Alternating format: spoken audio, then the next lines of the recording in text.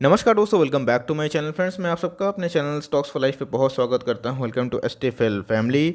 जी हां दोस्तों, एक ऐसा स्टॉक है जिसमें 40% आप कमा सकते हैं अगर आप उसको एक साल का हॉराइजन सोचते हैं। जी हां, 40% कम नहीं होते हैं दोस्तों, ये 5 गुना 6 गुना होता है एफडी के रेट के ऊपर। और दोस्तों इधर पे अगर आप निवेश करते हैं तो आपको एक होमवर्क करना पड़ता है। जैसे जब हम लोग स्टूडेंट थे तो हम लोग क्या करते थे, प्रिपरेशन करते थे कि एग्ज़ाम में क्या क्वेश्चन आएंगे, उसी के अकॉर्डिंग हम प्रिपेयर होते थे।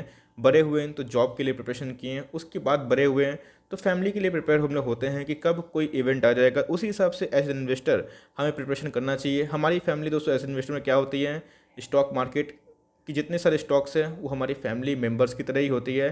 तो ट्रैक करते रहना है कि कहाँ पे कमाने का अपॉर्चुनिटी है। ये कोई हार्ड वर्क नहीं है, आपके पास गूगल है, आपके पास मोबाइल फ़ोन है, आप सीधा दोस्तों एक कीवर्ड डाल के सर्च कर सकते हैं क्या न्यूज़ आ रही है नहीं आ रही। तो उसी हिसाब से एक ऐसा स्टॉक है जिसको मैंने बहुत पहले से दोस्तों पोजिशन रेट किया था, 50% कमाया था, एग्जिट भी कर दी थी और दोस्तों फिर से उसमें एंट्री करी थी। आप सबको बोला भी था और अभी भी बोलता हूँ कि यस, ये आप निवेश करते हैं तो भाई अपनी जानकारी के साथ ही करिएगा। लेकिन जैसे कि आप हमेशा बोलते हैं कि सर आप कुछ निवेश करते हैं उसके पीछे का लॉजिक बताइएगा, तो हमें भी कॉन्फिडेंस फील होता है। जी हाँ दोस्तों, एक ऐसा स्टॉक है जिनको सब बाई रेटिंग दे रहे हैं और इसके पीछे है मोटे मोटे तथ्य, बिकॉज वो चैंपियन बन के उभरा है और 2021 में वो ज़रूर आउट परफॉर्म कर सकता है। आईटीसी को दोस्तों मैंने पहले से ही बोला है और बोल के रखा है कि 2021 में आईटीसी करेगा, लेकिन ये आईटीसी स्टॉक नहीं है। एक ऐसा स्टॉक है जो अपने पीयर्स को बहुत ही मार्जिन के साथ बीट कर रहा है और चैंपियन बन के उमर रहे हैं। तो कौन सा वो स्टॉक है, कितना टारगेट है और हमें करना क्या है, इस वीडियो में वही बात होगी। चैनल फर्स्ट टाइम होंगे सब्सक्राइब कर सकते हैं इस तरह क्वालिटी कंटेंट को सबसे पहले एक्सेस करने के लिए।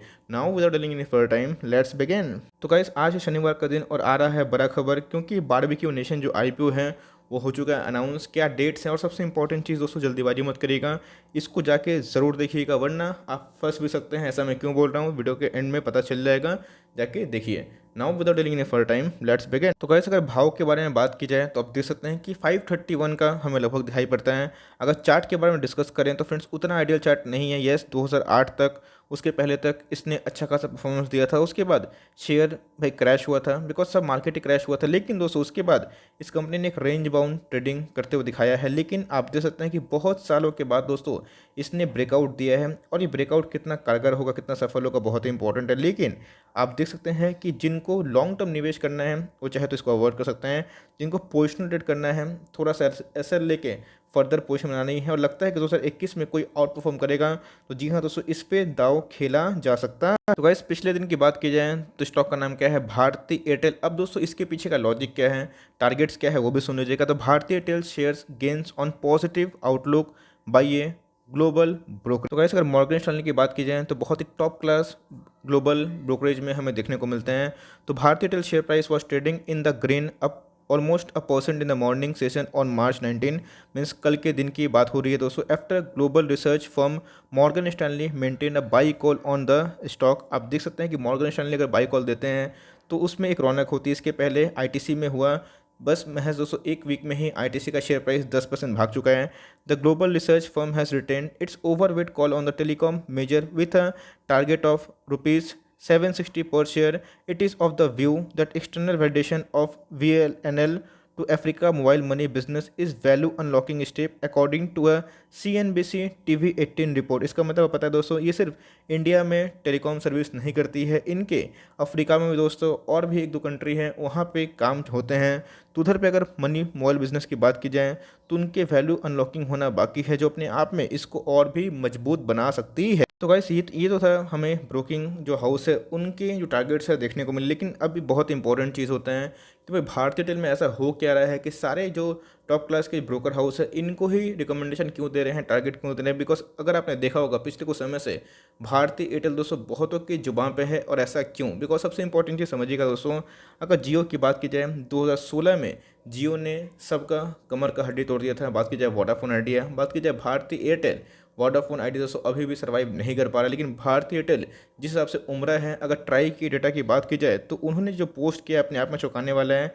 भारतीय एयरटेल दोस्तों दिसंबर तक सबसे ज़्यादा मोस्ट एक्टिव सब्सक्राइबर बोलिए या फिर वैल्यूएशन की बात की जाए, उन्होंने सब्सक्राइबर को स्नैच किया है फ्रॉम द जियो और ये अपने आप में करना है बहुत ही बड़ी बात है। और गाइस, ये भारतीय एयरटेल अभी भी रुक नहीं रहा है। आप देख सकते हैं कि Bharti Airtel outpaces adds 5.9 million user in January 2021, RJio logs 2 million new subscriber, Vodafone Idea records first addition after 15 months. मतलब बहुत महीनों के बाद, दोस्तों इवन आप रफली 1.5 साल पकड़ सकते हैं, उसके बाद वोडाफोन आइडिया ने पहला अपना एडिशन दिखाया है। लेकिन सितंबर की बात की जाए, अक्टूबर की बात की जाए, नवंबर की बात की जाए, दिसंबर की बात की जाए, अब दोस्तों जनवरी में भी आप देख सकते हैं कि भारतीय एयरटेल क्या कर रहे हैं, एकदम ऐड कर रहे हैं। और मीन्स 59 लाख नए यूज़र को ऐड करना है, और आरजीओ के सामने अपने आप में ही बहुत बड़ी बात है। बीच में जो किसान यूनियन है, को पता है दोस्तों, उधर पे एक नेगेटिविटी की वजह से बहुत सारे पोर्ट हमें देखने को मिले, जिनका बेनिफिट कहाँ पे हुआ था, हमें एयरटेल को देखने को मिला। लेकिन सबकी नज़र थी कि ये जनवरी के मंथ में क्या करते हैं। दोस्तों आ चुका है ट्राई का डेटा, और आप देख सकते हैं कि फिर इन्होंने मारी है बाजी, जो अपने आप में ही बहुत बड़ी बात है। मतलब ये हर एक फ्रंट पे दोस्तों अपने आप को अच्छा खासा प्रूव करने की कोशिश कर रहे हैं। और ध्यान रखिएगा, अगर कोई बिज़नेस अच्छा करता है तो दोस्तों उसको ज़रूर ट्रैक करते रहना चाहिए। ऐसे बहुत सारे बिजनेस हैं जो पहले अच्छा नहीं कर पाए हैं, लेकिन बाद में अच्छा करके वो बन चुके हैं मल्टी बैगर। तो ध्यान रखिएगा, ये जो न्यूज़ है दोस्तों कंटिन्यूसली 5-6 महीने से हमें देखने को मिल रही है, बिकॉज टेलीकॉम को चलाना आसान बात नहीं होती है, बहुत सारे तरह का इनके खर्चे होते हैं। उसके बाद अगर सर्वाइव करना होता है तो इतने ऑपरेशन के बाद इतने बड़े अंबानी साहब की कंपनी को टक्कर देना मामूली बात नहीं है। और कंटिन्यूसली दोस्तों ये क्या कर रही है, आउट रनिंग कर रही है, और हर वीक हर महीना ये अपने कस्टमर्स को ऐड कर रही है और रिलायंस जियो से आगे निकल जा रही है। तो गाइस ये थी न्यूज़, और न्यूज़ की वजह से आप देख सकते हैं कि 760 का अगर भाव देखें तो इधर से भी हमें 40% का अपसाइड पॉसिबल दिखाई पड़ता है पूरे साल के अंदर। अगर दोस्तों थोड़ा शेयर होल्डिंग पैटर्न ठीक से समझने की कोशिश करें, स्टॉक में कोई ही बुराई नहीं है। अगर आप देखें तो दोस्तों मैं इनकी थोड़ी सी वीकनेस बताऊंगा कि क्यों ये स्टॉक कमज़ोर था और रेंज बाउंड था। जब इतना अच्छा स्टॉक है तो इतना परफॉर्म क्यों नहीं किया पिछले कुछ समय से। मैंने बताया कि चैलेंजेस क्या देखने को मिले थे, लेकिन इनके प्रोमोटर होल्डिंग आप देखिएगा बहुत ही डिसेंट दिखाई पड़ते हैं। एफ की बात की जाए दोस्तों तो 17% का स्टेक एफ लेके रखते हैं। डी की बात की जाए 24% का स्टेक डी लेके रखे हैं। और रिटेल का पास दोस्तों बस महज 2% का स्टेक है, जो अपने में बहुत ही कम है।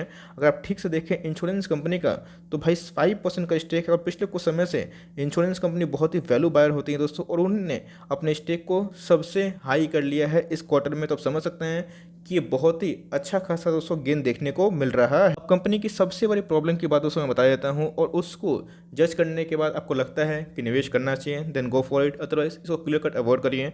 कंपनी की सेल्स देखिएगा 2019 और 2020 में, अगर आप वोडाफोन आइडिया के सेल्स देखें वो डिक्लाइन हो रहे हैं, बिकॉज वो कंटिन्यूस बेसिस पे अपने कस्टमर को लूज़ कर रहे हैं, और बस आरपीयू बढ़ा के, एवरेज रेवेन्यू पर उसे बढ़ा के वो थोड़ा थोड़ा मेंटेन कर ले रहे हैं अपने रेवेन्यू को। लेकिन उसे लॉन्ग टर्म तक नहीं रहेगा। लॉन्ग टर्म तक जो नेचुरल तरीके से सब्सक्राइबर ऐड करके जो रेवेन्यू होता है वही टिकेगा।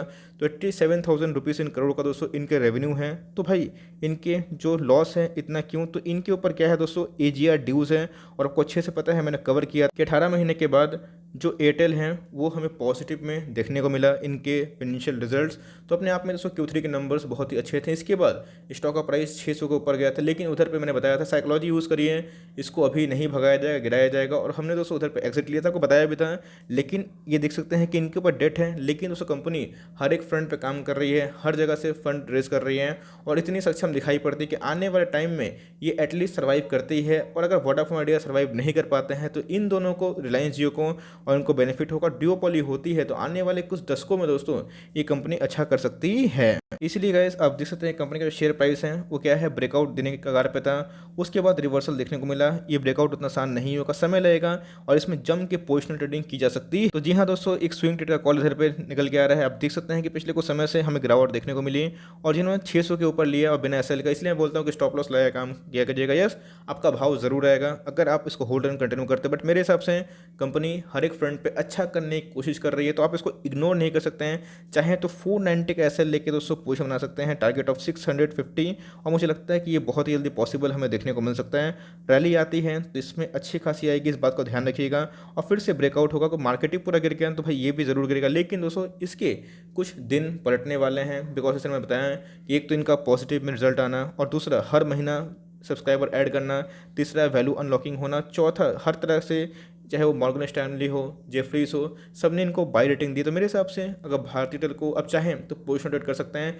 500 का लेवल तो से ये बहुत बार आने की कोशिश भी की है। तो 500, 510 और 515 के लेवल पे अगर इसके बॉटम आप चाहें जीटीटी लगा कर रख सकते हैं और टारगेट ऑफ 600, 650 आप चाहें तो पोजिशन खेल सकते हैं। लेकिन यस दोस्तों, अपना SL 490 लगाना ना भूलिएगा, बिकॉज देखिए स्टॉक है, स्टॉक मार्केट है, तो कुछ भी गारंटी के साथ बोला नहीं जा सकता। हम लोग अनुमान लगाते हैं, लेकिन स्टॉप लॉस मुझे लगता है नहीं है कि हिट होगा। लेकिन आप चाहें तो इसका SL लेके फर्दर पोजिशन बना सकते हैं। आज की मीन्स प्रीवियस डे की बात की जाए तो आप देख सकते हैं कि वॉल्यूम में अचानक स्पाइक अप देखने को मिला, और मुझे लगता है अगर इसमें पॉजिटिविटी आती है तो ये दोस्तों ज़रूर भागेगा, और अगर क्रॉसओवर होता है तो और मजबूती से भाग सकता है। लिए हैं, माल दबा के बैठे हैं, समय लगेगा लेकिन ब्रेकआउट ज़रूर देगा, तो इसको इग्नोर मत करिए। और ऐसे स्टूडेंट इसको सीखने की कोशिश करिए कि न्यूज़ का इंपैक्ट क्या देखने को मिलता है। So for timing that's the end of the video. I hope दोस्तों वीडियो के लिए हेल्पफुल है। कंटेंट सही लगा तो लाइक कर दीजिएगा, चैनल फर्स्ट टाइम होंगे तो याद से सब्सक्राइब भी करना ना भूले। फर्दर कोई डाउट है उसको ड्रॉप कर सकते हैं, और कोई स्टॉक का रिव्यू चीज़ का नाम ड्रॉप करेगा। I would love to make a video on your demand. तो गाइस मिलते हैं जल्दी ही, तब तक के लिए bye. Thanks for watching friends, God bless you all.